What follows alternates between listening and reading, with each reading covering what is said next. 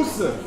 Bonjour à tous, bienvenue dans ce comptoir du Rex. Dans ce Rex de comptoir, nous allons entamer notre deuxième séance. De quoi parle-t-on? On parle d'un bar. Si vous êtes dans un bar, ce qui veut dire que, mais effectivement, ce qu'on va faire, on va faire ce qu'on sait le mieux faire dans un bar, à part boire, parce qu'effectivement, toutes les bouteilles qui sont là sont vides. Je suis désolé. On verra peut-être pour demain. Mais on va causer, je ne sais pas si on va refaire le monde, mais en tout cas, on va donner la parole à ceux qui prétendent le faire. Je dis prétendre parce que je ne sais pas, j'ai pas été vérifié chez eux s'ils le refont vraiment. Est-ce qu'ils nous mitonnent complètement ou est-ce qu'effectivement c'est robuste? Je n'en sais rien, je compte sur votre perspicacité pour aussi les interroger, pour venir challenger leurs propos, leurs expériences. C'est un bar, donc ça veut dire que la bière ou le café est au même prix pour tout le monde, ça veut dire que tout le monde a le droit à la parole. Dès l'instant où vous êtes là et que vous consommez, vous pouvez causer. Il n'est pas nécessaire d'être accoudé à ce comptoir pour pouvoir prendre la parole. Et je compte sur vous pour alimenter nos conversations de comptoir. Comme tout bon tenancier de bar, je serai un peu de droite pendant cette séance. Un peu de droite, tendance complotiste. Juste pour être sûr de ne pas vous croire sur parole et de faire le mec qui ne comprendra pas toujours ou qui n'aura pas forcément toujours envie de comprendre, parce que sinon ce serait pas drôle si on était qu'entre des gens de gauche moderniste. C'est un risque, c'est un vrai risque sur cet événement, il faut le savoir. Donc voilà, mais puisque les introductions étant faites, nous allons pouvoir nous attaquer à la deuxième thématique du jour. Ce matin, nous avons cherché à traiter en partie le sujet du management, de la diversité dans les entreprises. Et bien là, on va ouvrir encore plus le jeu sur un sujet bien large, puisque nous allons parler tout simplement d'innovation managériale. Et la première personne que je vais inviter à venir se scratcher sur le bar, il travaille dans l'entreprise Gauthier. Il va nous raconter ce que font l'entreprise Gauthier. Il s'appelle Julien Gauduchot. Applaudissements pour lui, s'il vous plaît.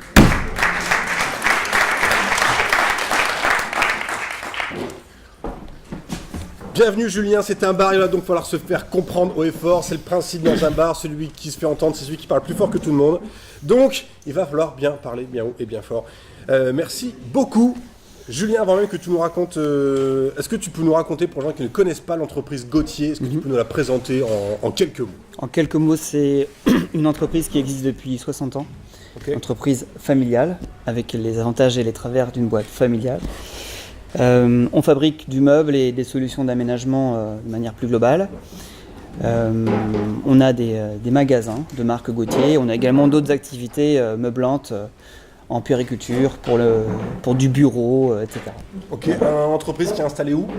Dans le nord de la Vendée, près des Herbiers. Près des Herbiers. Et pour donner un ordre d'idée de la taille de l'entreprise, ça ressemble à quoi Gauthier? Il y a des gens qui viennent de loin. 3 sites de production, tous en Vendée, 800 personnes et 120 millions d'euros de chiffre d'affaires. D'accord. Ça fait partie des inconvénients de l'entreprise familiale, ça, le fait que les 3 sites de production sont forcément en Vendée? Je sais pas. D'accord. Il a des jokers comme ça. Peut-être que je vais limiter le nombre de jokers, je sais pas, je vais t'en donner 3 ou un truc comme ça. Mais je ferai pas que des blagues sur la Vendée, parce que sinon ça sera pas drôle. C'est bon pour tout le monde a compris à quoi ressemble l'entreprise Gauthier? Ça marche.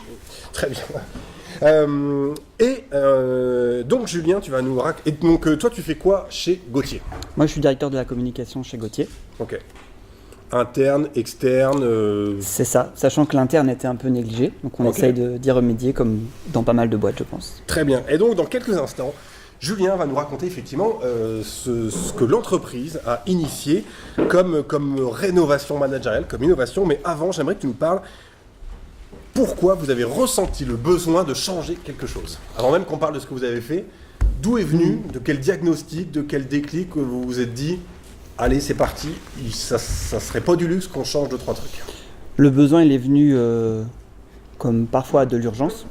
On avait la tête dans le mur, autant économiquement que dans notre manière de fonctionner. Donc à un moment, face à un monde complexe où on ne savait plus comment avancer et quelle méthode trouver, on a levé la tête et on est allé chercher un peu d'air à l'extérieur. C'est comme ça qu'on est entré en contact avec François et la Fabrique du Changement. Et François est arrivé et a fait une première journée de speech, on va dire, avec l'ensemble du personnel encadrant. Qui a déjà... Une première pause, là, vous commencez à flipper, effectivement. Le premier invité, c'est un directeur de la communication. Vous dites déjà, il y a un biais. Et en plus, son premier contact est avec l'entrepreneur de la fabrique du changement. Et vous allez voir, c'est pas de ça qu'on parle. C'est parti. Oui, je vais très vite passer cette étape, il n'y a pas de problème. Non, mais bon, très vite, donc ça a ouvert un peu les chakras, on va dire, en interne, autant auprès des cadres que de la direction, ce qui, on le sait, est toujours très important pour amorcer une bascule. Et donc vraiment, au départ, l'idée, c'est de se dire, tu disais, économiquement, ça allait pas fort. C'est-à-dire que c'est quoi? C'était en termes de CA, de résultats, tout, on était un peu limite sur tout. On est sur un marché qui est hyper compliqué, ouais. Donc il faut vraiment batailler. Et là, on voyait que non seulement le marché n'était pas super, mais les perspectives n'étaient pas super. Donc à un moment, il fallait trouver comment on rebondissait. Tout le monde se recrevit, tout le monde se met à se plaindre, tout le monde dit on va mourir. C'est ça. C'était grosso modo ça. Et puis en interne, au bout d'un moment, on a tout essayé. De toute façon, il n'y a rien qui marche. Donc face à un mur, quoi. Ok. Donc là, vous vous dites, de toute façon, c'est soit on change, soit on meurt. C'est un peu ça. En grosso modo. Et donc, de ce point de départ-là, vous vous dites qu'on commence à aller papillonner pour voir ailleurs, entre autres sur des événements comme la fabrique, et vous rencontrez des gens. Et donc, de cette rencontre naissent quelles actions? Alors, en fait, il y a eu... ce qui a surtout émergé, c'est... mais on a une richesse de dingue en interne et on ne l'exploite pas assez. Donc, il y a eu 2 volets qui se sont séparés. Un plus économique où à un moment donné le pouvoir s'est élargi non pas à un dirigeant mais à une vingtaine de personnes qui a travaillé la vision, et d'un autre côté on s'est dit on peut construire la meilleure vision possible. Si on n'arrive pas après à changer les méthodes de travail en interne, ça sera pas suffisant. Et on savait notamment qu'on avait beaucoup de managers qui étaient en difficulté dans l'animation de leurs équipes et dans le fait de restituer des messages. Donc c'est par ce constat-là qu'on a voulu initier une communauté de facilitateurs dans l'entreprise. Ok, donc première action, effectivement, on va dire qu'on n'est pas en train de priver le chef d'entreprise du travail de décision et de pilotage, mais en tout cas, on le fait travailler, puisque apparemment, à un moment, sa vision, elle était peut-être un peu floue. Hop, on dit on va chercher 20 autres personnes pour prendre l'essentiel des forces vives, pour partager ce travail de produire une vision comme une du monde, et puis qui voit plus loin, plus large. Ça, c'est un travail qui est en train de s'achever, et peut-être que le prochain plan stratégique dans 3 ans... Ce sont qui ces 20 personnes? Elles ont été choisies comment? Là, ces 20 personnes sont pour l'instant uniquement des cadres, et qui sont multidisciplinaires, qui mélangent de l'industrie, de l'administratif, du service, voilà. Okay. On a vraiment mélangé les genres. Et on les a recrutés comment? C'était sur... vous êtes venus chercher les gens un par un en disant ça serait cool vu toi, ou est-ce que c'était sur qui veut? Ça s'est fait de manière assez naturelle entre des volontaires et des gens qui par leur expertise et leur ouverture, puisque là c'était surtout ça qu'on demandait. Ouais. C'est-à-dire que moi je suis pas dans l'industrie, mais j'essaye d'améliorer le quotidien des gens dans l'industrie et inversement, voilà. Une vision globale et commune, quoi. Comment ça se passe quand on est, j'imagine, l'espèce de je suis cadre dans une entreprise familiale vendéenne et du jour au lendemain on me dit en fait tiens vas-y tu vas venir partager la vision et venir empiéter un peu sur les plates-bandes Ça s'est fait naturellement parce que dans le constat on est face à un mur, le personnel encadrant justement faisait partie de ceux qui disaient on a peut-être quelque chose à faire ensemble, des idées à partager, moi je pense à ça, moi je pense à ça. Donc ça s'est fait naturellement. L'envie elle était là, de toute façon on était face à des gens qui avaient envie au contraire de donner leur avis. Ok, cool. Il y a beaucoup d'attachement pour l'entreprise, donc quand ça va mal on a envie de se retrousser les manches et de travailler ensemble. Ok, et donc là on initie un travail pour travailler une vision pour l'entreprise avec 20 personnes, etc. Et là vous êtes en train de finir ce travail-là en ce moment? C'est ça, on le présente le mois prochain. Ok. Je vais pas te poser la question sur c'est quoi la vision parce que c'est peut-être non, c'est prématuré. Voilà, c'est ça. Et puis en plus les choix sont peut-être pas faits, mais en tout cas, est-ce que tu peux nous raconter qu'est-ce que ce travail a produit? En tout cas, pas tant en termes de projet d'entreprise, mais en tout cas sur ce groupe, sur la gouvernance, sur l'envie, Déjà, ça a créé un effet de meute et un enthousiasme qui n'a pas été anticipé, avec des échanges aussi industrie, commerce, services qui a surpris, je pense, tout le monde. Donc ça, c'était hyper positif. Et puis surtout, on a abattu un travail vraiment incroyable en quelques mois, du fait qu'on avait ouvert le nombre de personnes, on pouvait se dispatcher les rôles et travailler en parallèle sur plusieurs axes de ce plan. Donc ça nous a permis je pense, d'être plus riches, mais aussi d'aller plus vite. Ok. Premier travail. Et donc l'autre action, tu le disais, vous avez créé un réseau de facilitateurs. C'est ça. Qui facilite quoi? Pour l'instant, c'est un embryon, puisque là, on parle de 10 personnes. On s'est appuyé sur 10 personnes qui étaient vraiment volontaires dans cette volonté.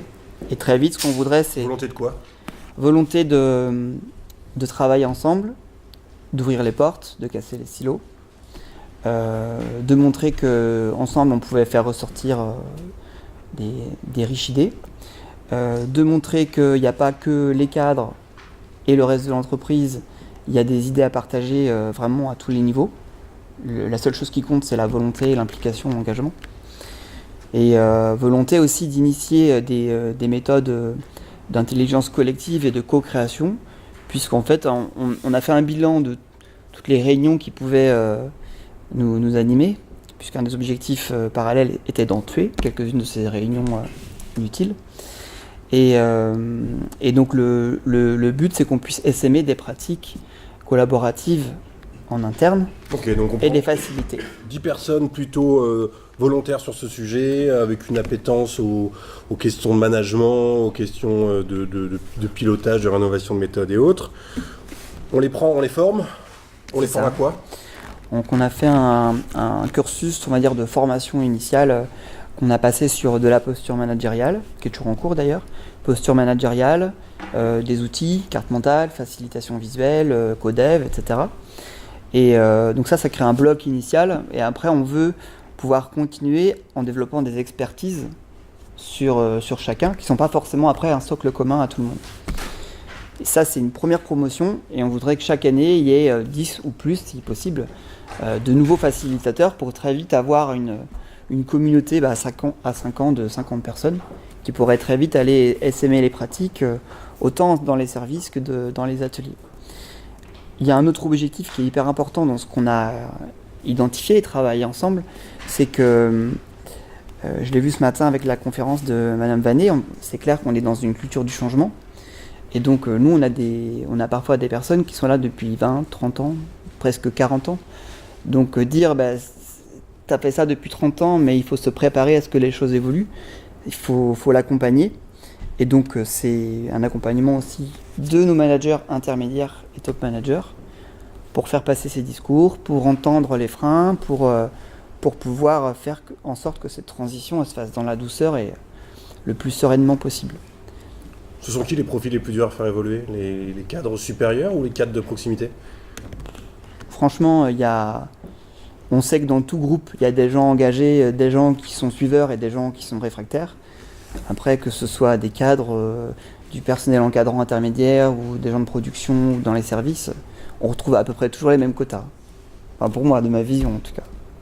Ok, de gens qui freinent et puis de gens qui sont ouverts. Ils freinent pourquoi les gens? Donc tu disais, parce qu'ils sont là depuis longtemps et donc ils ont juste pas envie qu'on remette en cause leurs compétences, leur expertise, leur façon de faire. Et il y a quoi d'autre?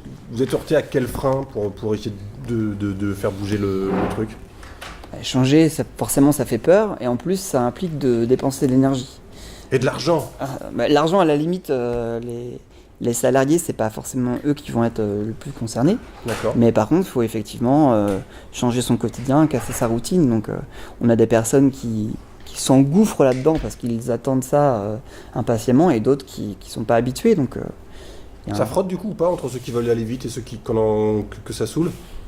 Naturellement, mais c'est pas. Je pense que la volonté de réussir efface ces freins qui peuvent exister de part et d'autre.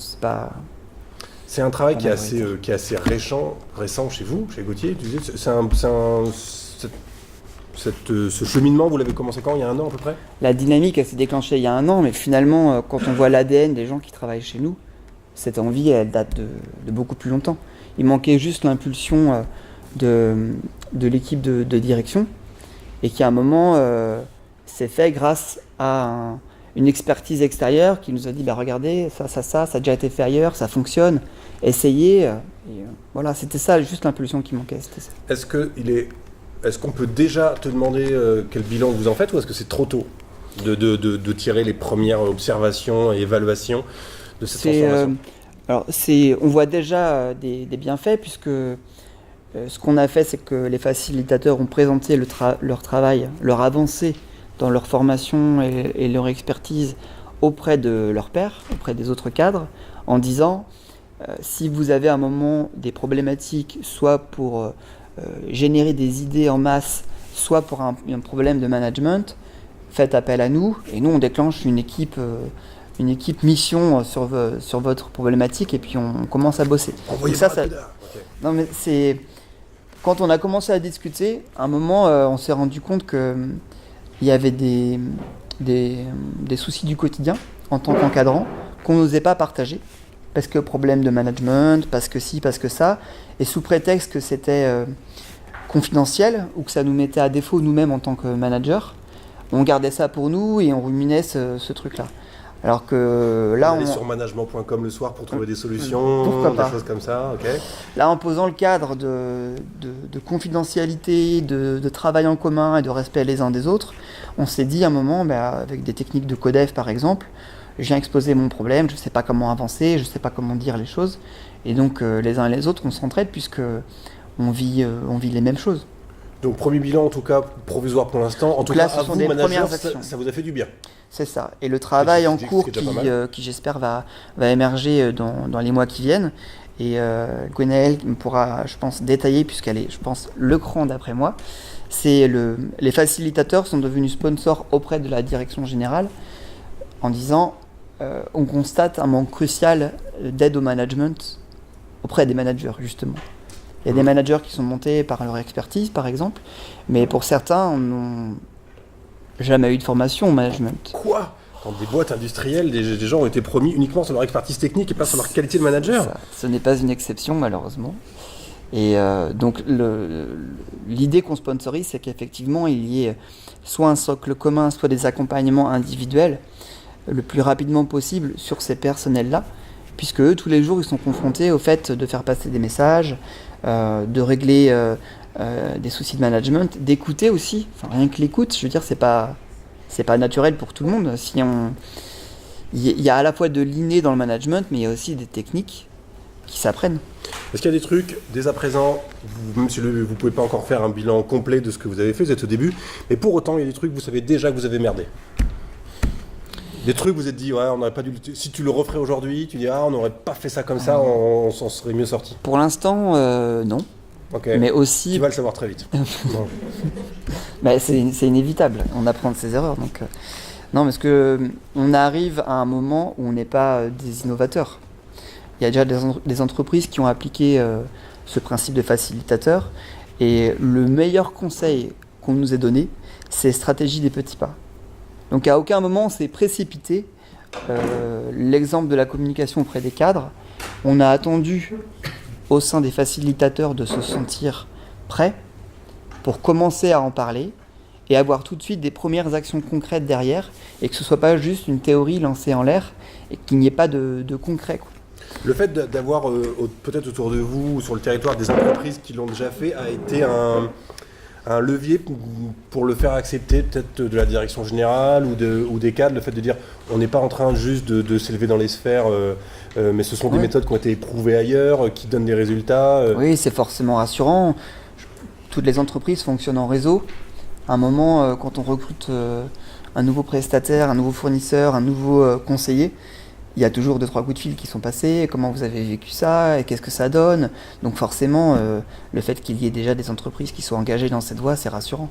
Mais en tout cas, on voit déjà que, je pourrais revenir dans un an, je vous partagerai les résultats, mais moi j'ai l'impression qu'on a déjà passé le cap et il n'y aura pas de retour en arrière, je veux dire. La méthode reste à définir, mais il n'y aura pas de retour en arrière. D'accord. Et économiquement, ça va mieux chez Gauthier ou c'est toujours tendu ? Le hasard fait que depuis qu'on a lancé ça, ça va un peu mieux pour nous, mais on va éviter de se reposer sur ça et on va chercher à avoir des axes de travail qui nous permettent d'éviter des prochaines crises et d'être meilleurs demain. C'est quoi votre prochain gros défi là, devant vous là, sur ce chemin de la transition et de l'innovation? Vous vous attelez à quoi ? C'est clairement quel est le meilleur moyen d'accompagner tous ceux qui managent une équipe, qu'elle soit petite ou grande, chez nous. Ok. Et là, il y a encore beaucoup de discussions en interne, cursus commun, une journée, 2 journées, individuel, petit groupe, grand groupe. Voilà, c'est en discussion en ce moment. Donc je suis curieux d'entendre les prochains témoignages. Eh bien justement, ça va être en discussion tout de suite. J'imagine que vous avez déjà plein de questions, posez-les sur un bout de papier. Parce que du coup, on va faire causer tout le monde, puis après on prendra bien entendu toutes les questions, et même au-delà. Notre deuxième poivreau à venir se mettre sur le bar travaille chez Habitat 76, qui est un bailleur social de Seine-Maritime. Merci d'applaudir Gonaël Ségalen. Donc je reste là ? Ouais, carrément. Choisis. Merci beaucoup d'être descendu de Rouen pour venir là.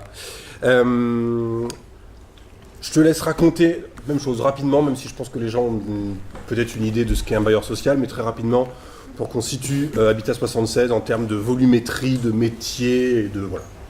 Alors, Habitat 76, on est un office public de l'habitat. Si vous n'entendez pas, vous criez. Un office public.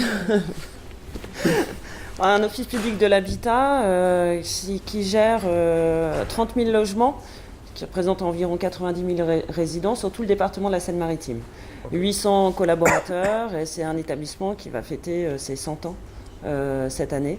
Donc beaucoup d'histoires, de culture, de valeurs à faire évoluer, bouger. Culture, public, privé, un peu des deux Un peu des deux. On n'a que des collaborateurs de droit privé, mais on a un EPIC. Et on a eu une histoire fonctionnaire, en effet. C'est ça, une mission en partie un peu de service d'intérêt public, général, tout à fait. Cas. Un objet social assez fort. Ok. Et donc vous avez entamé cette réflexion autour là, de la rénovation un petit peu des pratiques managériales, de l'organisation interne, il y a combien de temps ? C'est parti, on va dire, on a commencé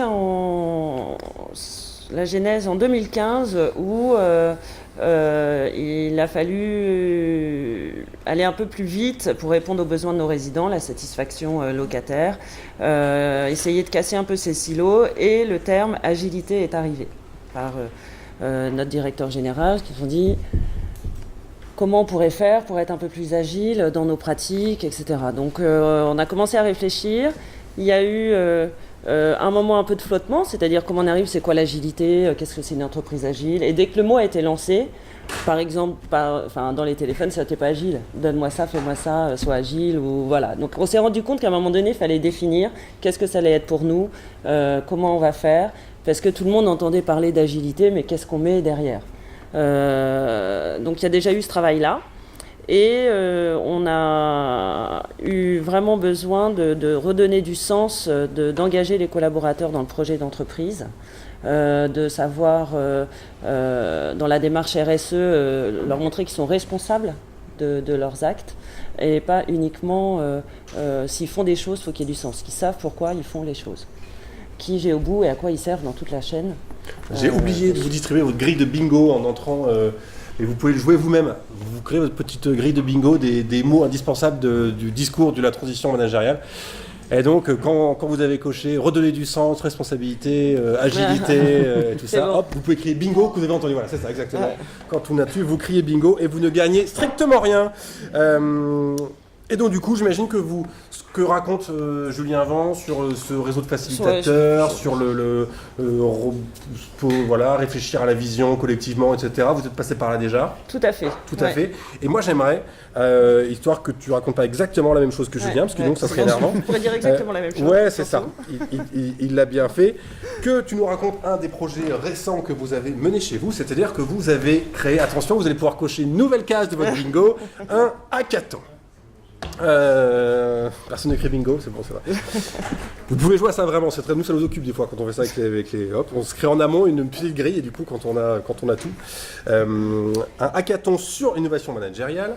Vous aviez besoin d'innover sur quoi pour vous dire tiens, on va créer un hackathon?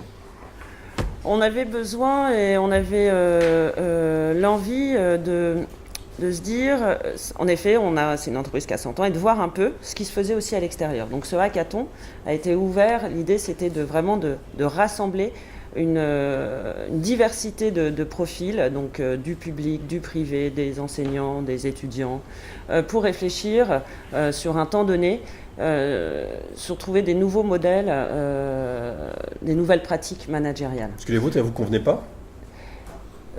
Non. Elle ne nous convenait pas parce qu'elle ne nous permettait pas de travailler en transverse, de relier, de donner du sens, d'engager les collaborateurs dans leur quotidien. Ce diagnostic que vos méthodes managériales, elles ne vous convenaient pas, il était fait par qui? Il était avant de se lancer dans le hackathon, il était partagé par tout le monde, manager, dirigeant, managé, ou est-ce que... ou plus les uns que les autres? On est un peu dans... Pas par tout le monde. Y a des personnes, quand on leur demande de changer, on a bien vu, sortir un peu de sa zone de confort, ça ne doit pas être facile. J'ai toujours fait comme ça tout le temps. Je me retrouve, je suis rassurée. Peut-être qu'ils se sentent bons. Et peut-être ils se sentent bons, tout à fait. Ou pas. Et c'est pour ça que ça m'intéresse de après, savoir quand tu dis, voilà, on voulait changer parce que la méthode n'était pas bonne. Qui partageait ce diagnostic et qui ne le partageait pas? La majorité, quand on mène une enquête, on a mené une enquête, un baromètre social, et qu'il en ressort que le transverse, on a du mal à collaborer en transverse, que le projet d'entreprise n'est pas compris par tous, ou que tout le monde n'adhère pas au projet d'entreprise. À un moment donné, quand on a les résultats, on se dit il faut faire quelque chose. Ok. Donc on a commencé à réfléchir et essayer de déployer des nouvelles pratiques. Ok, et donc vous vous dites, on va créer un hackathon. Est-ce qu'il y a des gens qui n'ont pas le hackathon? L'hackathon, c'est en gros, on se donne 24 heures ou plus pour hacker, donc pirater, repenser complètement un système. Donc, le projet, vous avez réuni 70 personnes, externes et internes, sur à peu près 24 heures, on va dire, sur 2 jours, c'est ça? C'était quoi le recrutement? Comment t'as fait? Enfin, je me permets. Hein. Bien sûr, effectivement.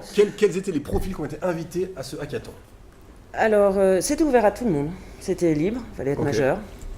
Okay. Voilà. Et c'était vraiment libre d'inscription. Beaucoup de teasing sur les réseaux sociaux, le programme. On a fait un site internet dessus. Bien sûr.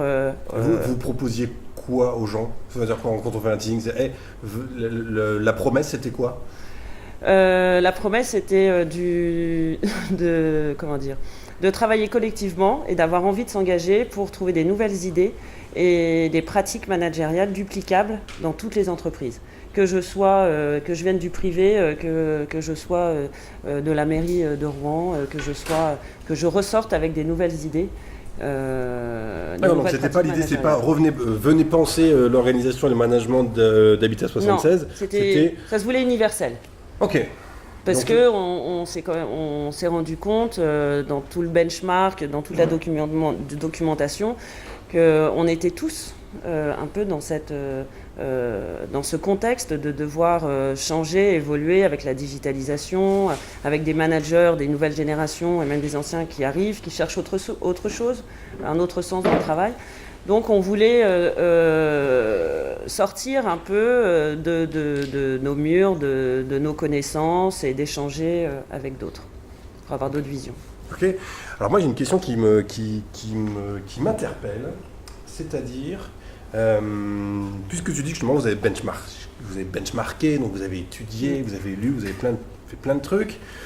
À quel moment vous vous êtes dit, on va réunir 70 personnes pendant 24 heures, ça va prendre plus de, 2 mois à un ou 2 chefs de projet d'organiser tout ça, etc.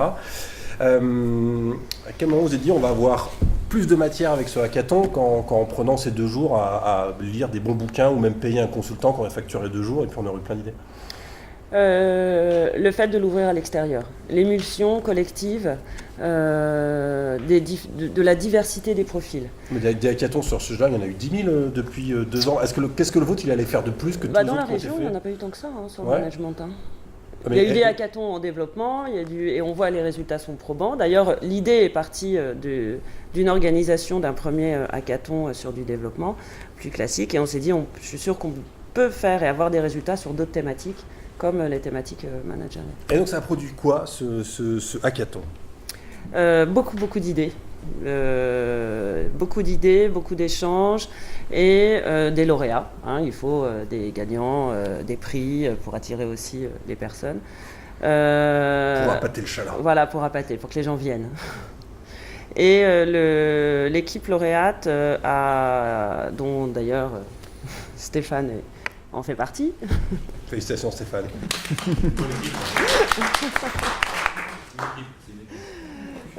Ont proposé la mise en place d'une cagnotte sur le thématique du collaboratif, la gouvernance participative.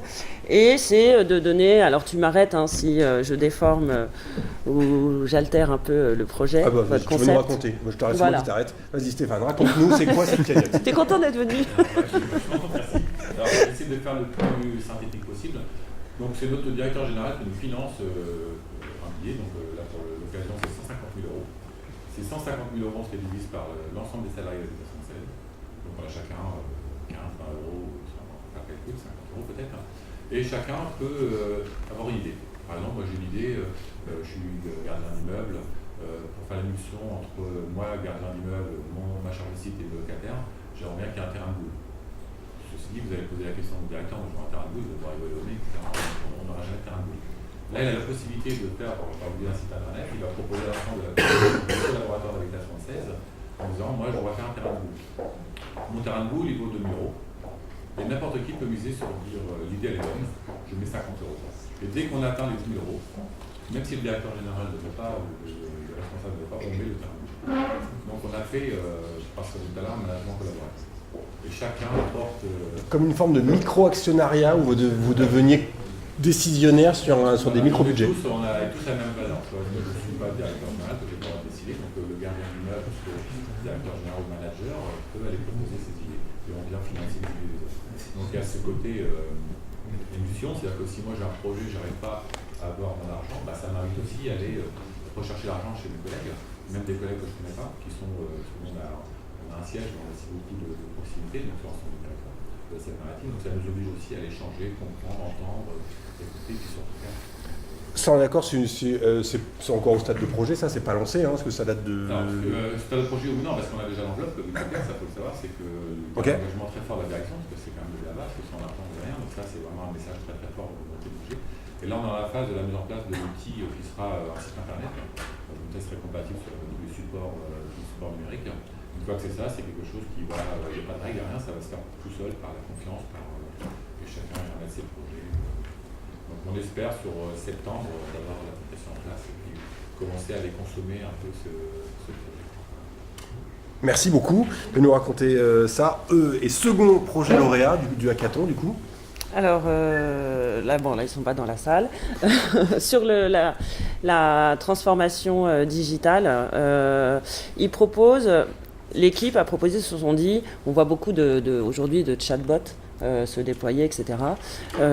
Souvent plutôt en direction de clients, au service du client. Et là, c'est de mettre un peu, d'essayer de mettre en place un chatbot au service des salariés qui regrouperait un peu toutes les facs qu'on trouve. Si je cherche une information, si je sais pas où la trouver, je cherche une information, je peux poser la question sur le site internet. Donc soit le chatbot va pouvoir répondre automatiquement, soit aussi mettre des ambassadeurs, un forum pour que l'information ou l'élément recherché soit trouvé beaucoup plus facilement. Donc ça peut être sur du technique, sur des éléments de ressources humaines, sur de la sécurité, peu importe le thème, mais essayer trouver l'information beaucoup plus facilement, surtout qu'on a des gens qui travaillent sur tout le territoire de la Seine-Maritime, donc pour créer aussi du lien entre eux et leur faciliter cet accès-là. Il y avait cette partie-là et aussi dans leur concept, ils avaient l'idée de désacraliser un peu l'outil, le digital, de ne pas avoir peur du smartphone ou de l'application ou du nouveau dispositif qui est mis en place. On a des collaborateurs qui sont un peu moins à l'aise, qui peuvent avoir un peu peur de se lancer dans l'application, donc de faire un moment un peu festif sur le digital. Donc ils proposent aussi, pour lancer leur chatbox, leur application, d'organiser un festival de digital une fois par an pour un interne, pour les collaborateurs, et sur le domaine un peu festif. Je t'avais prévenu quand on a préparé cette Trex, Gwenaëlle, que j'allais faire du mauvais esprit. Oh, ça y est, on y est. Non. Alors moi, je suis le directeur d'Habitat 76. Je me dis, effectivement, cette affaire de ce hackathon, ça nous a coûté un bras, organisé, avec payer les personnels qui ont chargé ça, etc. Et j'arrive avec 2 idées qui sont sympas, mais que j'aurais pu avoir sur n'importe quel fanzine web, un peu sur les pratiques collaboratives.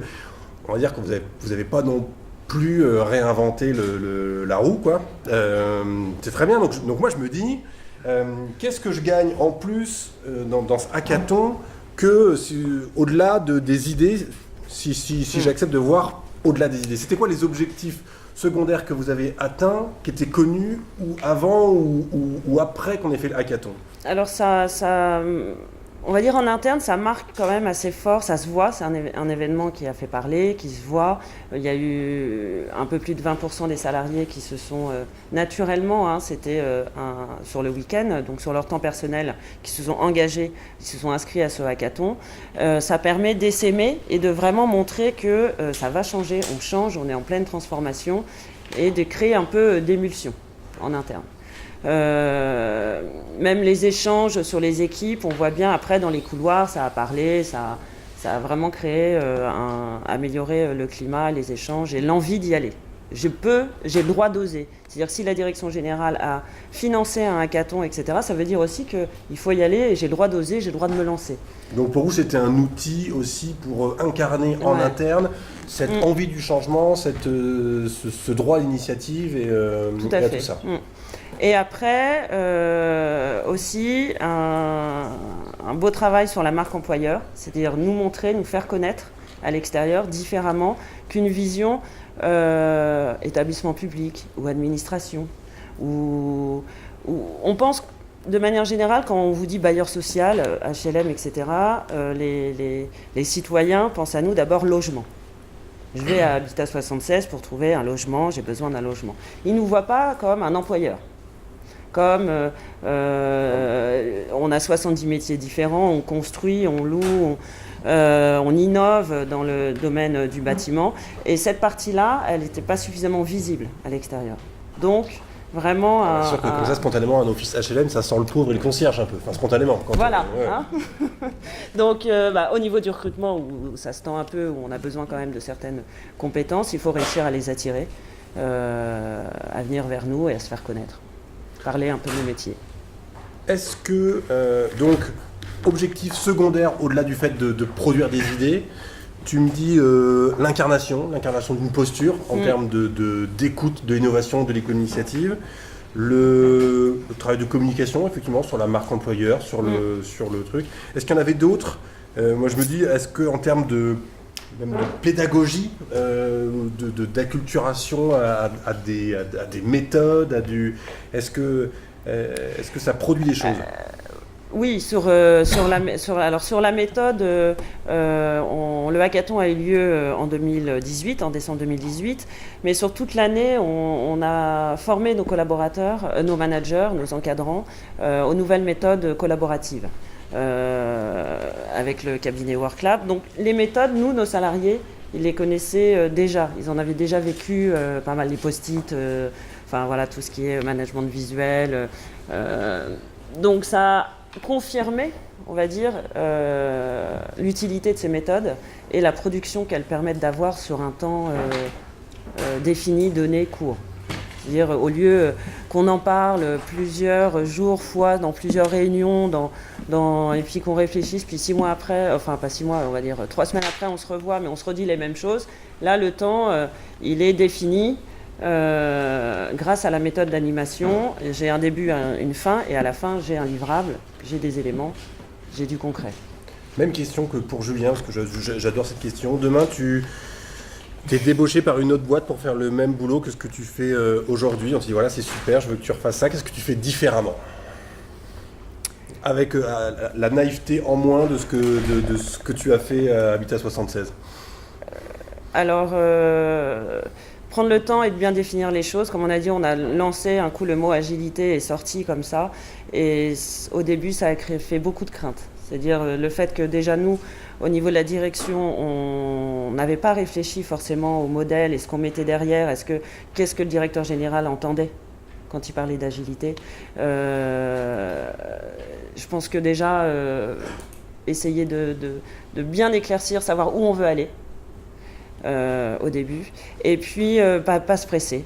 Pas à pas, parce qu'au début, on y va, on est à fond. Enfin, on était à bloc, on tente à marcher. Puis quand on voit que ça prend pas, ou quand on voit le manager pas réagir ou fonctionner comme on le voudrait, on a un moment de déception. On se dit, bah mince, est-ce qu'on va y arriver? Est-ce que ça va changer? Et en fait, il faut du temps. Voilà, se laisser le temps, tout va pas changer tout de suite. En un mois, c'est pas fait. Je pense que c'est vraiment le temps qui fait les choses. Et il ne faut pas abandonner, quoi. Voilà, c'est continuer. Merci beaucoup. Gwenaë, on peut l'applaudir. Donc avant d'ouvrir le débat largement avec vous tous, je vais accueillir mon troisième invité, la dernière personne. C'est mis en place un truc, etc. Voilà, je sais même pas c'est quoi exactement ton titre. Bref, en tout cas, il a fait beaucoup de choses dans son entreprise qui s'appelle Chronoflex de le groupe Innovon. Merci d'applaudir Alexandre Gérard.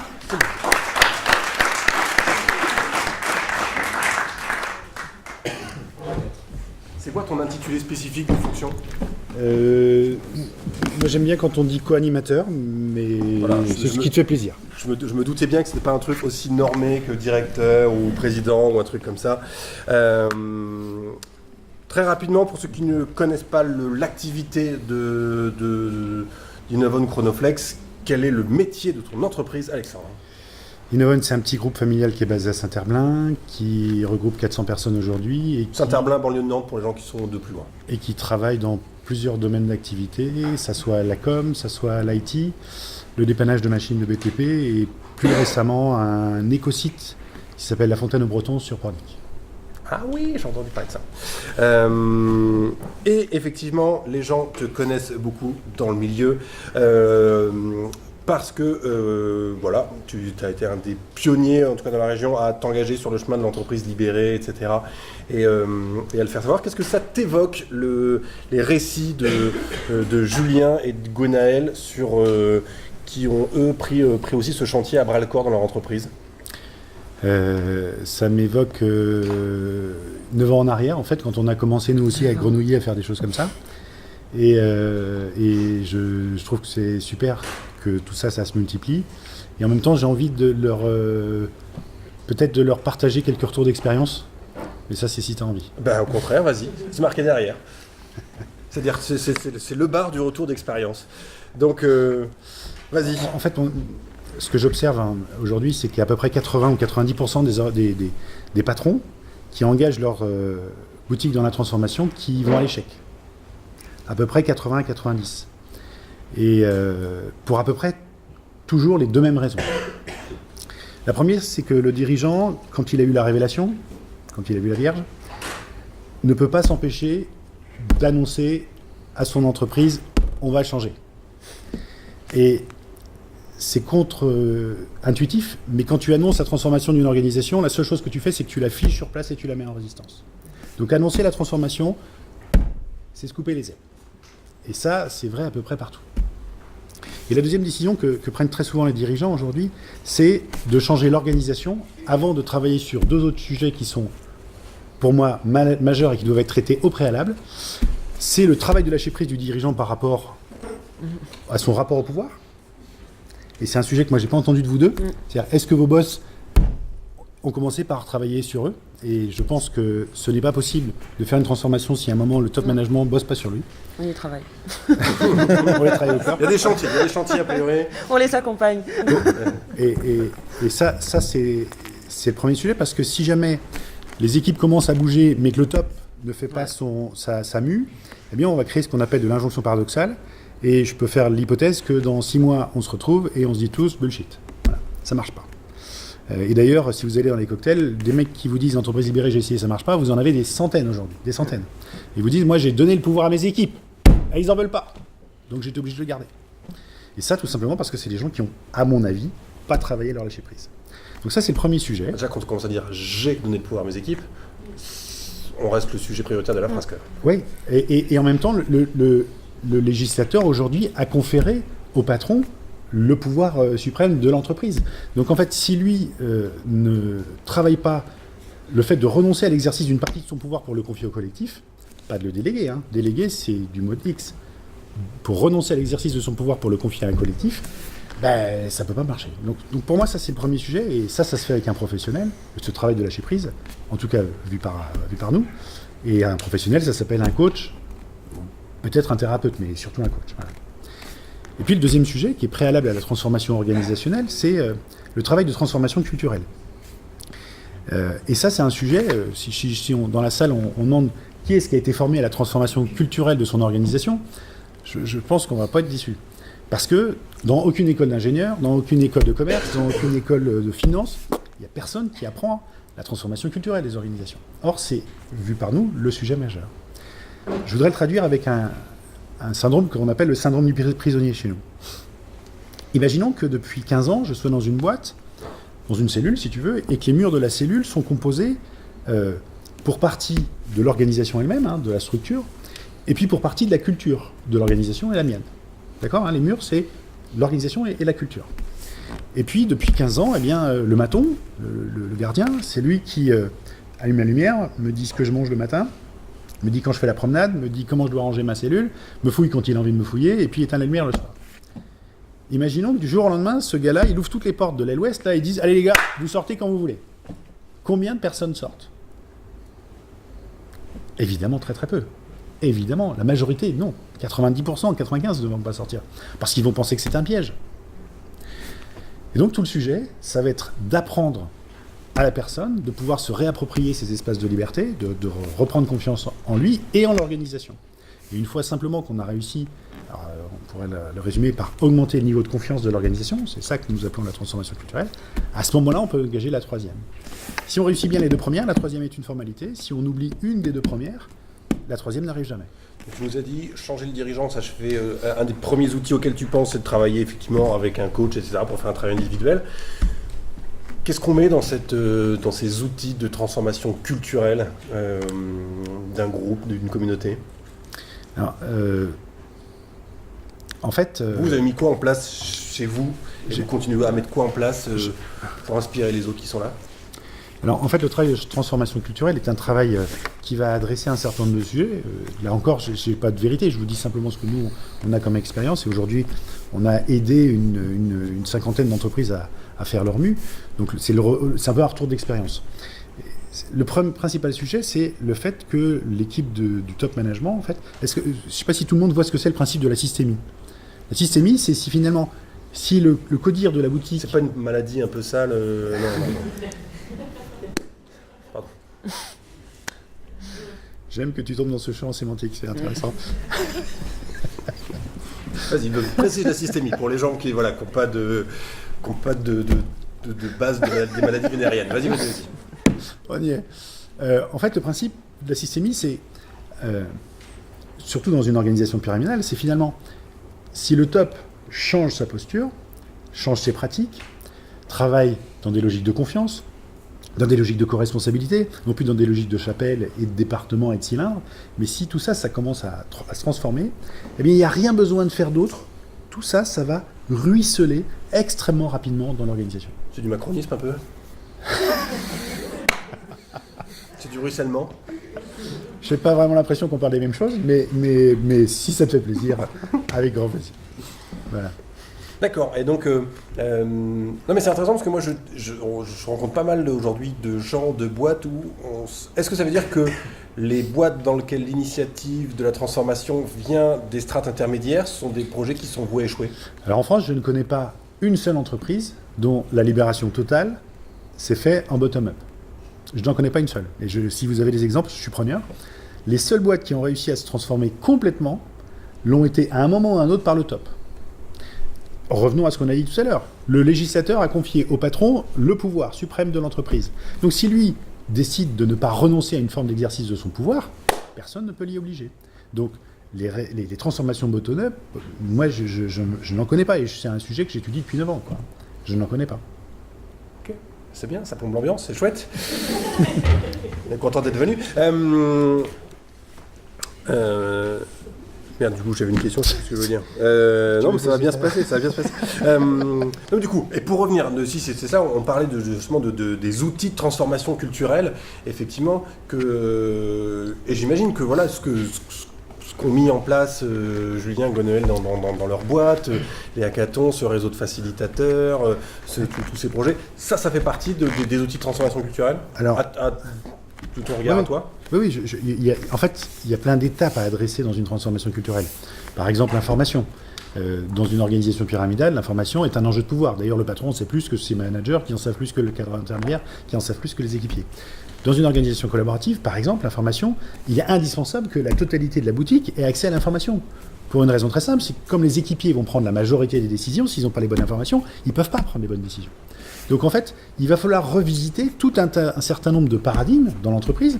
Donc l'information, la formation, et c'est très juste, il faut absolument donner de nouvelles compétences, à la fois sur le savoir-être, sur le savoir-faire, il y a deux sujets là-dessus, mais il y a plein d'autres choses. La sémantique, revisiter la sémantique. Dans toutes les organisations, la sémantique, elle est là pour rappeler l'organisation pyramidale. Quand tu dis à un gars, remonte-moi l'information, ça veut bien dire que je suis au-dessus de toi.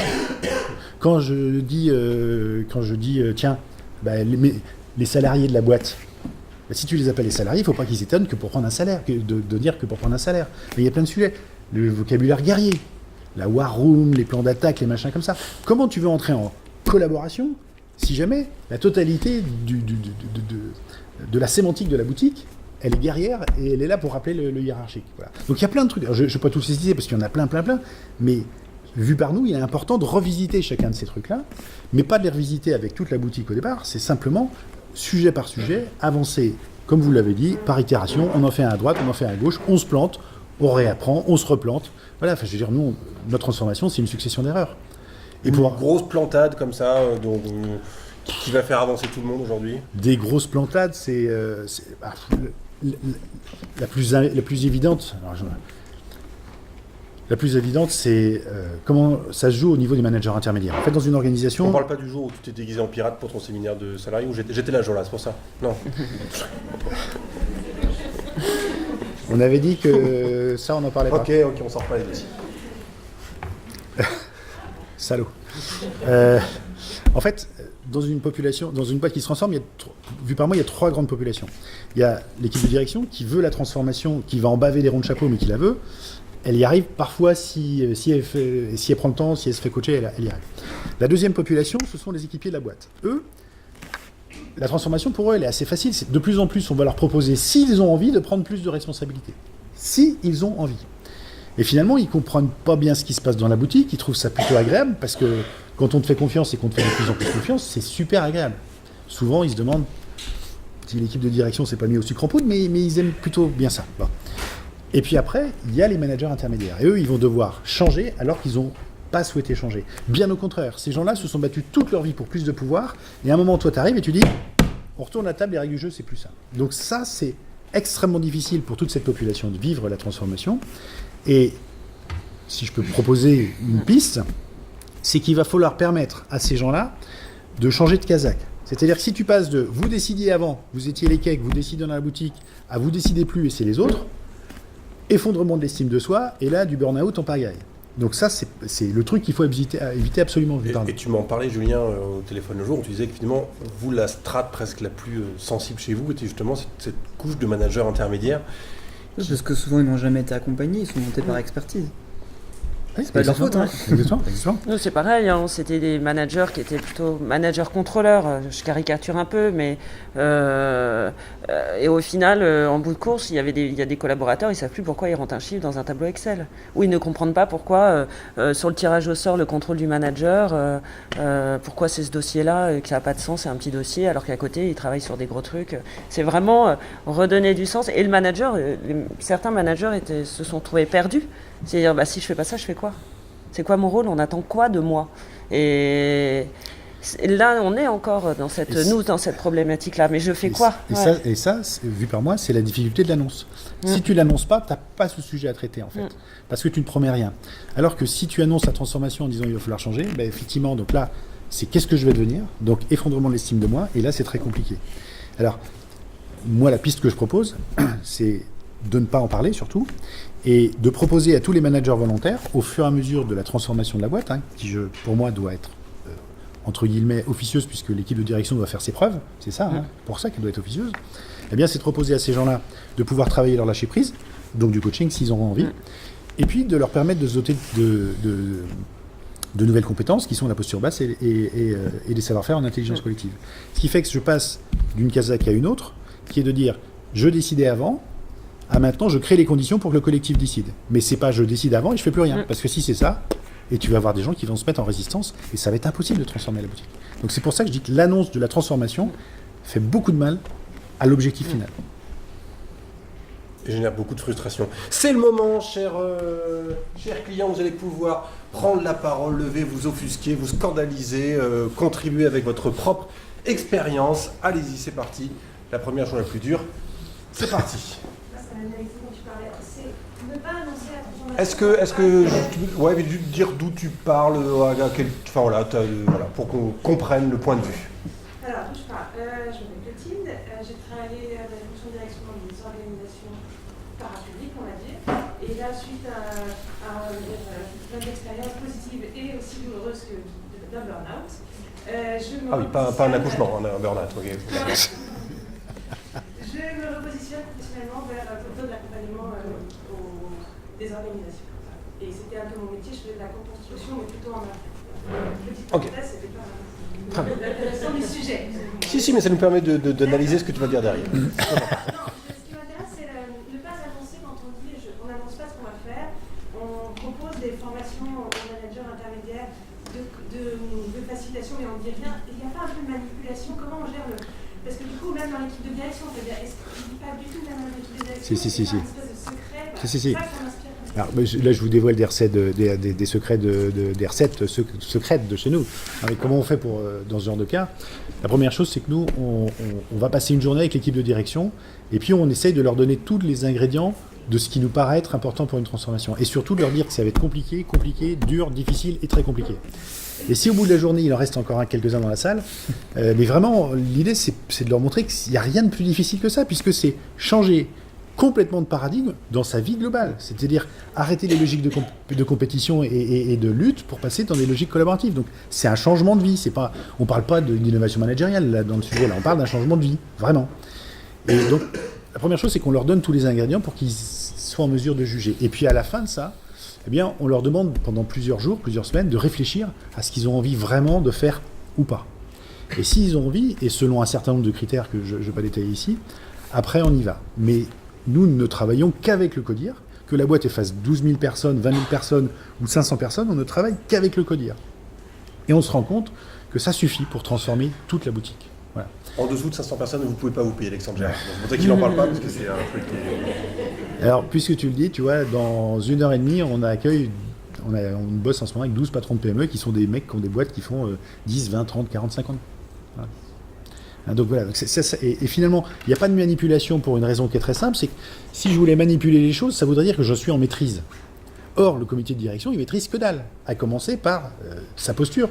Ils n'ont aucune idée de la posture, souvent, de ce qui est plutôt adapté, et donc finalement, il n'y a aucune maîtrise. Donc je dirais, pour moi, il n'y a pas du tout de manipulation, c'est plutôt de dire faire rire, faire taire, quoi. Donc, plutôt que d'annoncer des trucs, tiens, là, on va faire un truc. Mettez vos mains tous comme ça, s'il vous plaît. Tous comme ça, là. Ok? Vous êtes prêts? Alors, je vais vous demander, la consigne est simple. Je vais compter 1, 2, 3, ensuite je vais dire clap. Et quand je dis clap, vous clapez, c'est facile. Ok? On y va? Regardez-moi bien. 1, 2, 3, clap. Bon. T'as sincèrement cru m'avoir? Bon, en fait, qu'est-ce qui se passe? On voit tout de suite qu'on est plus en mimétisme de ce qu'on fait plutôt que ce qu'on dit. La majorité, on a mimé ce que j'ai fait et pas ce que j'ai dit.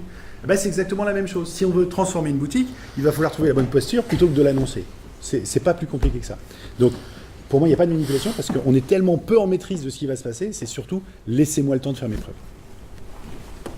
Autre question, c'est parti. Vous avez vu que ça peut même être des questions chorégraphiques, donc n'hésitez pas. Ça ouvre complètement le champ des possibles en termes de réaction, de questions, de témoignages. Oui, il y avait une volonté. Ah non, il se grattait. Oui, ça marche. Allez-y. N'hésitez pas. Qui... Oui. Une fois que c'est annoncé, je vais m'adresser à monsieur parce que en fait, les 2 premières étapes, je les ai faites. Et du coup, j'ai Habitat fait 76 aussi. Habitat 76. Donc moi, je fais partie du corps intermédiaire, C'est notre juriste. plutôt volontaire. Une fois qu'on a annoncé le changement, comment je fais pour faire changer mon directeur général de posture? Ah, mais c'est Alors, pas avant ça. là encore, je vais te révéler Excusez-moi. un autre. S'il y a d'autres gens dans la salle qui l'ont déjà fait, n'hésitez pas aussi à répondre. Hein. Je veux dire. C'est ce que je peux te proposer, c'est si tu veux, je veux bien échanger avec lui pour lui dire les conséquences de ça. Et il y a un moyen de le récupérer, vu par moi un seul. Et je veux bien lui donner s'il veut. Mais demande-lui de m'appeler si tu veux, je discuterai avec lui avec grand plaisir. Benaël, Oui. le monsieur propose que Hein? Mais voilà, il y a un moyen de récupérer. Le moyen, c'est pas compliqué. Hein. C'est que le boss dise à sa boutique, écoutez, j'ai merdé. Ok, on n'a pas coché le premier critère. C'est parti, c'est fini. C'est dire, ok, j'ai merdé. J'ai compris que la transformation de la boîte commençait par ma propre transformation personnelle. Aussi, si vous acceptez de me donner une deuxième chance, je vais faire le boulot d'abord pour moi et peut-être qu'un jour je reviendrai. C'est la seule manière de récupérer le truc. Sinon, qu'est-ce qui va se passer? Je fais une hypothèse que je ne vous souhaite pas. C'est qu'au bout d'un moment, pris sous le piège de l'injonction paradoxale, à un moment, vous allez vous fâcher et les meilleurs d'entre vous, vous irez exercer vos talents ailleurs. c'est la lassitude. Je confirme. D'accord. Allez. Ok, d'autres réactions soit sur ce sujet, sur cette espèce de boîte de Pandore qu'on vient d'ouvrir ou sur un autre sujet? Allez-y, c'est parti. Ah, ne laissez pas Habitat 516 poser toutes les questions. Enfin. Volontairement, c'est un peu tout le monde, mais on parlait de nos collaborateurs, ça me surprend assez parce qu'ils sont quand même le plus représentatifs de l'organisation. Et vous dites, ouais, ok, super, le directeur est au courant, ça y est, il veut faire changer, maintenant de direction. Maintenant à l'autre, ça descend naturellement. Moi, je ne suis pas habitué, quand je suis collaborateur, je ne suis pas habitué à prendre une décision. Demain, je vais la prendre la décision. Comment on l'accompagne aussi? Parce qu'il va se poser la question, pourquoi aujourd'hui il a décidé hier non? Tu as demandé une promo? Les gens de l'autre bout ont peut-être pas tout entendu, ce que ça parle pas très fort, c'est comment on accompagne le collaborateur sur cette nouvelle compétence décisionnelle qu'on lui octroie. Est-ce que je peux proposer à Laurence de répondre? Je travaille avec Laurence. Bonjour Laurence. C'est une proposition, Laurent, tu peux refuser. Tu as ce pouvoir de décision. Il y a plein de façons de l'accompagner. Déjà, je dirais la première chose, c'est le fait qu'on lui fasse confiance. Et on se rend compte qu'en fait, on est capable de prendre des décisions dans notre vie personnelle. Pourquoi on ne le serait pas dans notre vie professionnelle? Je pense que c'est la base du bon sens. Je pense que ça peut faire peur dans un premier temps, mais quand on le vit, on se rend compte qu'on est capable, comme on est capable de mener notre vie personnelle.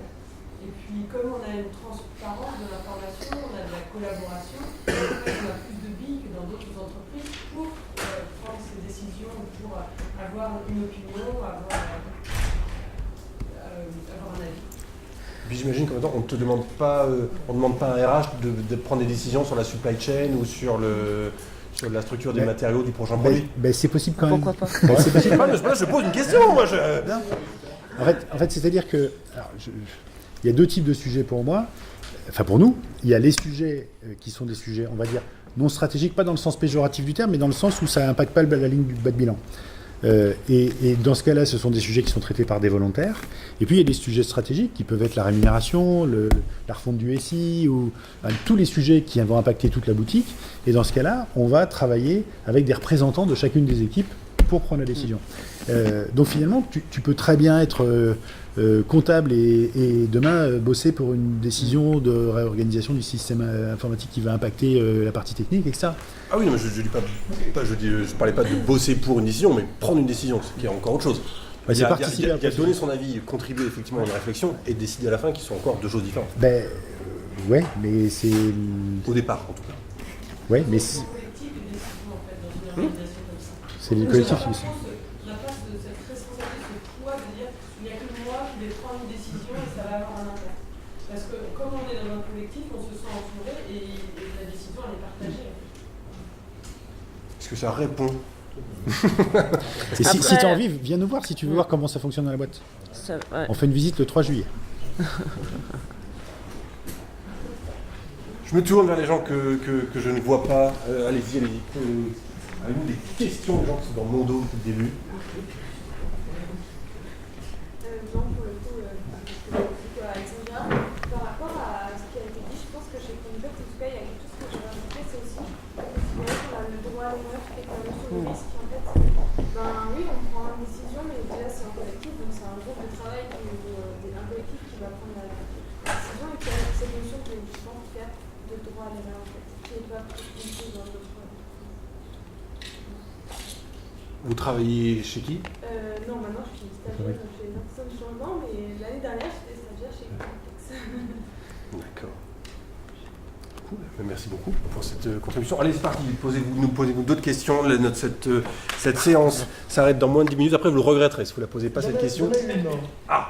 Abou Dosso de la Maison de l'Emploi, je coordonne un service entreprise. J'aimerais savoir si cette méthode-là est applicable à toute entreprise et à toute organisation. De quelle méthode parle-t-on? Pour être précis, moi que j'aime bien. Par exemple, de ce qui se passe chez Chronoflex. Est-ce qu'elle est applicable à toute organisation, à toute entreprise? Est-ce qu'elle est duplicable à toute entreprise? Je peux donner un élément de réponse. Oui. Moi, je suis allée chez Chronoflex sur une niveau militaire intéressante, c'est vrai, on a parlé de tout ça. Parlez bien fort pour que les gens de l'autre bout entendent aussi. Et moi, je suis responsable d'un service à la poste. Je veux dire que c'est quand même très différent. Donc, quand je t'en est revenu, c'était pas, j'étais avec d'ailleurs, c'était pas pour dire, tiens, on a changé le RH de la poste. On n'avait pas cette ambition, heureusement. Et pas ce pouvoir-là non plus, je pense d'ailleurs. Voilà. Par contre, on s'est dit qu'on allait utiliser des éléments, moi en tout cas, j'utilise des éléments juste au sein de mon service. Et du coup, effectivement, je pense qu'on a tous quand même une petite marge qui nous permet de faire certaines choses. Après, on constate que, et c'est ça qui est intéressant aussi au sein d'une entreprise comme la Poste, c'est qu'on constate que ça marche avec certains et que du coup ils restent dans notre équipe, donc ça donne envie à d'autres de venir nous voir. Et puis au moins ceux qui ne collent pas avec l'idée peuvent aller dans d'autres services. Il y a vraiment de quoi faire. Donc, voilà. Évidemment que ça ne ressemble pas complètement à ce qui est fait, mais c'est peut-être un état d'esprit, une espèce de directive qu'on peut au moins appliquer. Voilà. Je partage. C'est possible partout. Même par exemple si on se projette sur une organisation comme la Curie du Vatican ou un truc comme ça. Je sais pas, c'est le truc qui me paraît le plus loin possible d'un fonctionnement collaboratif. Donc je me suis dit ça, il y aura un cas d'école à faire. Est-il possible? Et oui et non, mais quand tu vois l'élection du pape, c'est une élection collaborative. Ouais. Bah, oui. Oui, bien sûr, si tu regardes les processus, c'est une élection collaborative. Mais elle se fait dans un autre cadre, dans un autre contexte, avec d'autres méthodes. Qu'est-ce que vous vous dites, mesdames, que vous ne souhaitez pas partager avec nous? Chez vous? Vous travaillez où, vous? À la CAF de Maine-et-Loire. Alors, je peux peut-être donner un exemple, parce qu'aujourd'hui, alors je peux parler des caisses de la Sécu, mais il y a pas mal de caisses de la Sécu qui ont initié leur transformation en France. Pas qu'en Belgique, vous avez vu Laurence ce matin, mais en France, il y a à peu près 150 caisses de la Sécu en France, et sur les 150, il y en a une grosse dizaine qui ont initié des choses, parfois assez fortes. On donne un coup de main à une qui s'appelle la CPM 78. Même CPM 49, ils ont fait plein de trucs. Oui, et puis 44, ils essayent de faire des trucs aussi. Donc il y a plein d'endroits, il y a plein d'endroits, y compris dans l'administration. Pour ceux qui regardent un peu ce que font, il y a un institut de la transformation de l'État et des ministères de l'État, je ne sais plus comment ça s'appelle là. Eh bien, ils ont publié il y a peu de temps un recueil d'informations. Donc ils ont pris pas mal de boîtes en exemple, en envoyant ça à tous leurs ministères en disant: nous vous encourageons, vous, les ministères, à vous inspirer de ce que font les entreprises libérées. C'est un document d'un truc officiel de l'État avec ça. Donc ça bouge à tous les... N'hésitez pas à aller poser des questions à tous les managers de la CPM 49. Je dis pas ça parce qu'on a bossé beaucoup avec eux depuis 2 ans, mais il y a eu un gros travail de fait justement sur tout le projet managérial, sur reformer les gens, avec, je crois, des résultats assez positifs. Donc voilà, ils sont pas loin de chez vous, quoi. Donc c'est possible chez vous aussi. Non mais on évoquait surtout le lâcher-prise de la direction, ça me paraît quand même bien. Ah bah après, il y a des défis qui sont plus ou moins... Oui, il y a... On se projette sur les individus, il y a des Everest aussi. Oui, mais c'est un vrai sujet. C'est un vrai sujet. La question, c'est qu'est-ce que toi tu peux faire pour le mettre. Alors, je peux parler en connaissance de cause, mais pendant 15 ans, j'ai fonctionné en pyramidal, pendant 15 ans. Et parce que je n'imaginais pas qu'il puisse y avoir d'autres alternatives. Moi, je pense que ta responsabilité, ça peut être un truc simple, c'est de le mettre en connexion avec une autre réalité. Alors après, que ce soit un film, que ce soit un livre, que ce soit une rencontre, que ce soit n'importe quoi, il y a plein de trucs qui existent. Hein. L'équipe de Laurence, ils ont fait un film qui s'appelle Vous avez dit Libération. Je vous encourage à taper ça si vous voulez sur Internet. Vous avez dit libération.com. Vous avez un film qui a été tourné dans pas mal de boîtes comme Kiabi, comme Recycle Livre, comme une filiale d'Accor, etc. Et donc, en fait, c'est facile, toi, de le mettre en contact avec ça. Après, c'est sa responsabilité d'y aller ou pas. Mais au moins, il ne peut pas dire je savais pas. On avait fait un atelier l'an dernier qui s'appelait comment convertir son boss à l'innovation, un truc comme ça. T'as dit son boss.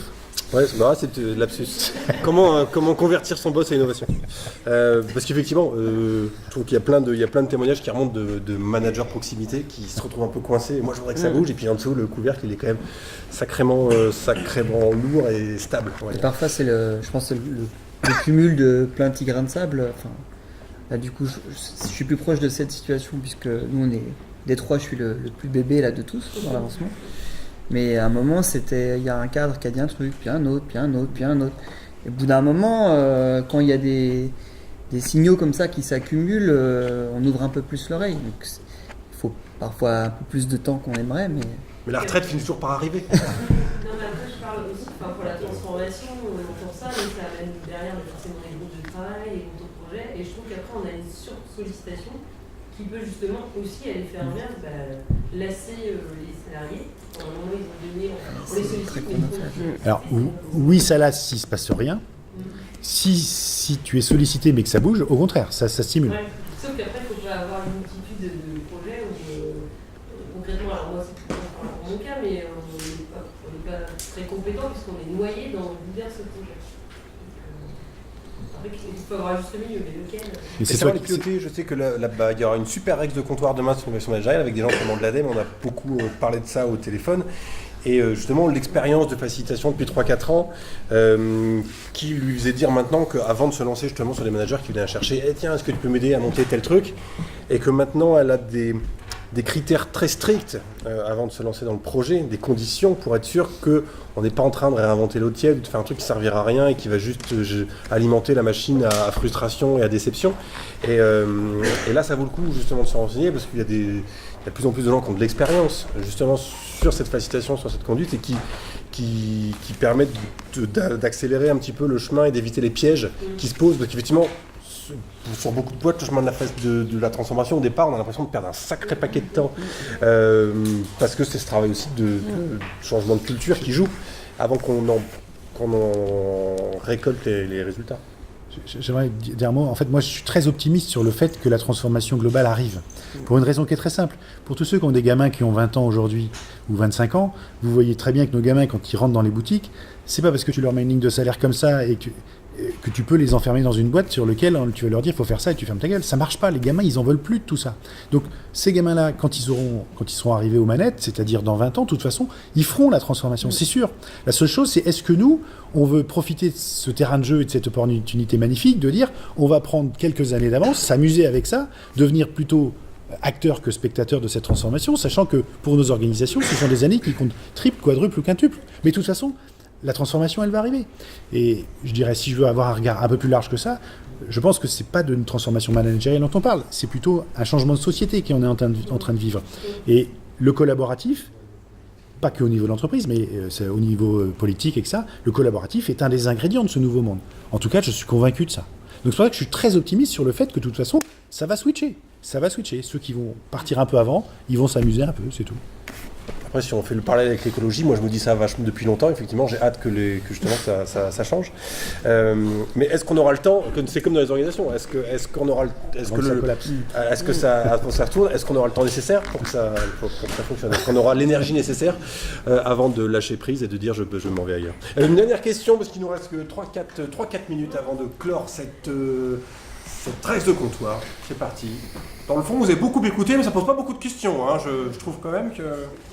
Ça, ouais, ça vous parle, ça vous inspire. Vous êtes venu à cette Rex, pourquoi? Parce que il n'y a pas de place ailleurs. Non, mais c'est une vraie raison. Alors moi c'est Aurélie, je suis responsable d'une équipe sinistre à la Confédération. Et nous aussi on a pas mal l'entreprise a fait 10 ans en fait. Et on a pas mal de changements. Là on est encore en train de faire des changements. Et je suis d'accord avec ce que vous disiez, on annonce aussi par vos équipes il y a un an qu'il va y avoir des choses qui vont changer. Mais ça met du temps à se mettre en place et du coup pendant un an on a effectivement des personnes qui sont en attente, ça crée un peu de stress, d'angoisse. Là, on y arrive enfin au changement, donc ça commence un petit peu à s'amuser, mais j'ai l'impression qu'on produit toujours un peu la même chose. Donc c'est intéressant, effectivement, ce que vous disiez. Et je me dis, effectivement, est-ce que ça serait pas mieux des fois de garder en fait, ces projets de transformation un petit peu officieusement au début, pour ensuite... Ne partager que des actions, en fait. Ne partager que des progrès ou des vrais changements plutôt que des volontés de changement. Ça rejoint une question que nous on se pose, c'est jusqu'où on doit aller dans les annonces de moyen et long terme. Est-ce qu'on se rassure en partageant l'info en se disant c'est bon, tout le monde est au courant? Ou est-ce qu'il faudrait se concentrer sur le court terme tout en sachant nous déjà où on veut aller demain, quoi. En fait, nous, on veut bien faire en disant on demande aux équipes justement qu'est-ce qu'ils attendent, comment ça soit demain en fait, mais eux ils en restent là. À leur niveau, je comprends, ils me disent ouais, mais on nous en parle pas, donc nous, en tant que manager, chaque mois, on nous dit ça en est où, etc. Nous, on n'a pas plus d'infos, on veut encore un petit peu attendre le temps. Je peux toujours éviter, mais on s'adapte aussi. Il y a effectivement les deux pièges que vous avez annoncés dans lesquels on est un petit peu tombé dedans.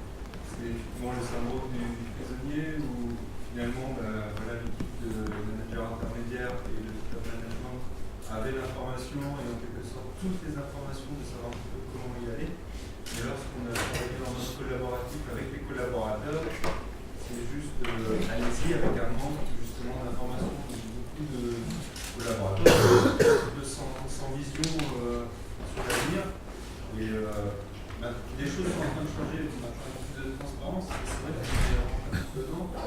Et aussi dans l'information en elle-même. C'est-à-dire que le moyen de communication est très essentiel.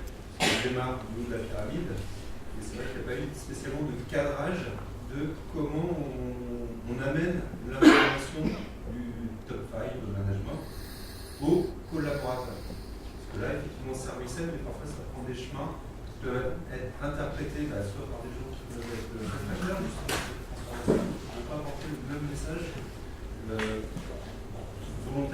Ah oui, entre quand ça part et quand ça arrive, il y a plein de choses qui ont changé, quoi. Ok. Ça marche. On a fait un peu toutes les erreurs qu'il ne fallait pas faire. Et très sincèrement, donc, ce que vous annonciez comme erreur, en fait, je pense qu'on peut avec une croix à chaque fois. Alors oui, pour avancer. J'aurais dû vous donner la parole beaucoup plus tôt, vous avez plein de choses à dire, en fait. Ouais, c'est ça, et moi, comme un con, j'ai fait ça à 15h, quoi. Mais finalement, c'est ça, c'est qu'on a fait toutes ces erreurs. Alors après, si pour avancer, il faut les faire. Je me dis que l'avenir sera que meilleur parce que là on a tout fait, donc c'est qu'un point de vue, hein, j'ai pas de vérité, hein, c'est qu'un point de vue. Hein.